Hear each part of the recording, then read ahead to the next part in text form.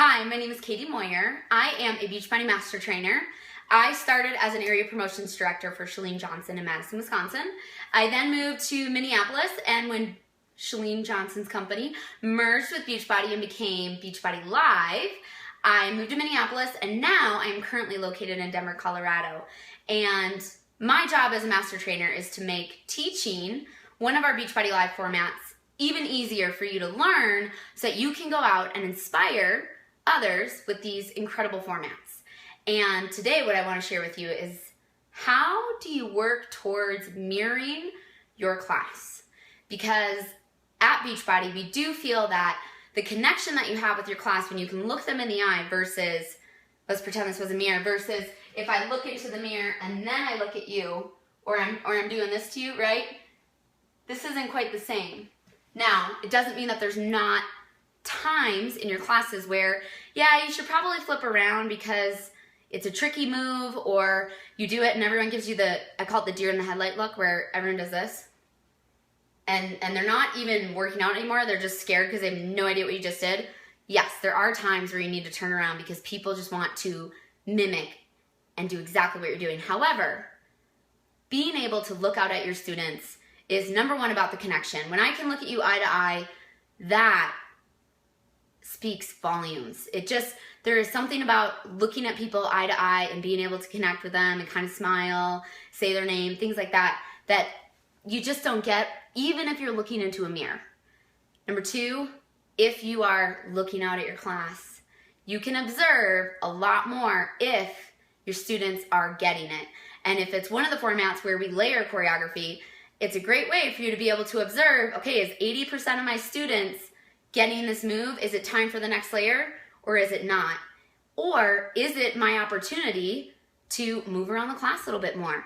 You know, it's about the 4th or 5th week I've been teaching this round, and hey, I can go walk over here. Why? Because I'm observing that, you know what, the back row, they're doing great, but I think I could get them to go a little bit bigger. And that is why you're gonna wanna mirror your class. Now, I always say in my Beachbody trainings, if you're brand new to teaching and mirroring is just gonna throw you off, like you're gonna be like, oh my gosh, I can't do that because I'm trying to learn choreography, I'm trying to stay on the 32 count, and I just, it's like freaking you out. Don't do it. When I first started teaching, I didn't always mirror at the beginning because I was just trying to get better at teaching, and I've been there. So once you start teaching, you feel comfortable with the choreography and you're like, yes, I'm feeling good, I'm gonna mirror. Here are 3 incredible tips to get you to mirror that will help you, hopefully, mirror a little bit quicker, because the biggest struggle you have is when you flip, your right becomes your left and your left becomes your right. Meaning, when I'm facing you and I'm telling people, use your right hand, this is my left hand. So I look out, this is an L to me, but to you, when you high five me right now, that, my friends, is your right hand. So what you need to know is right and left. So how do you start to wrap this in your brain and still focus on your students? Number 1, put an R and an L in the corner. Now you're gonna have to ask the club if that's acceptable and if you can do that, but put an R up there, put an L up there, and then you're not even stressing about it. Like, it's already there. You can even put them on the ground in the back so that you pick them up on the way out of after class, but it's one of those things, it's like an anchor, and it just kind of drops all that stress, and you're like, at the end of the day, I can just look up there and now I'm gonna say, right, left, because it's right up there. Perfect. Now, if you can't do that, here's another tip. Wear something on your wrist that you know is your right hand. I always wear something on my right hand. Now, again, this is my left hand. I know that. I'm right-handed, I write this way, but I need to always know which one's my right hand when I'm mirroring, or if I'm gonna say step right, I need to know that it's this way, and that's why I use something on my wrist. Super simple, super easy. It can be a wristband, it could be, you know, if it's, you know, big or small, it doesn't matter. You just have to use something that gets you to know this is my right.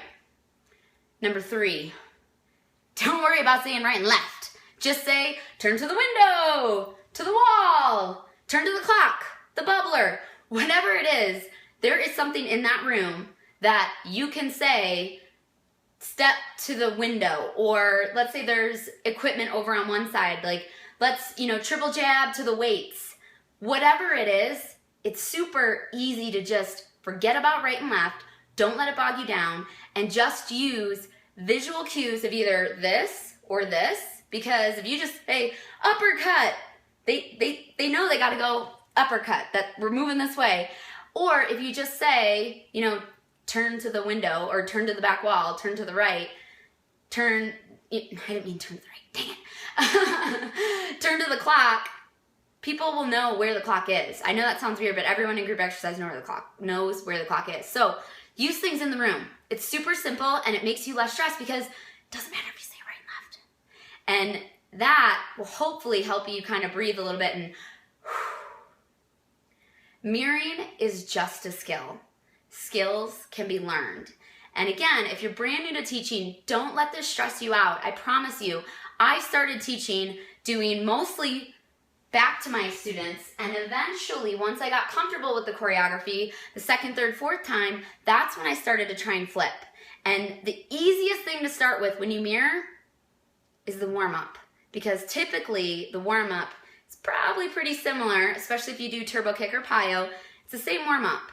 And it's something that hopefully, the choreography stays the same, so you feel strong about it, your students feel strong about it, so it's an easy way to just get comfortable mirroring. And then once you get comfortable with that, then you take the next step. And again, it's a skill. So you don't have to master it in one class. You just have to try it, see what you know, see what you don't know, watch this video again, try a new tip or trick, and just keep moving forward. Mirroring is so much more fun when you start to get it, and you get to look at your students, and you can be right in their face, and step uppercut along with them versus having your back to them. It's so awesome. This connection is so great, and it allows you to observe your students and give them the things that they need in that moment.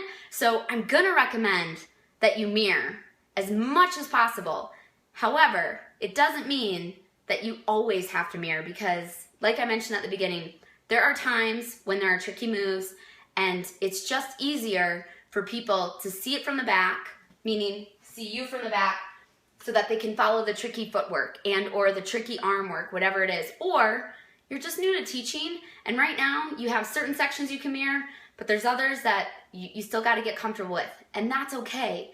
You just got to start mirroring section by section, piece by piece, brick by brick, just like any other skill. I hope those tips help you, and if you do start mirroring and any of these tips help, or you have another tip, please place that in the comments below. And if you want to find other ways to find your own 10 as a group exercise instructor, please subscribe to my YouTube channel. I'm all about giving as many tips and tricks as I can to you so that you can go and teach a class, inspire the world, and find your own 10. Thanks for watching.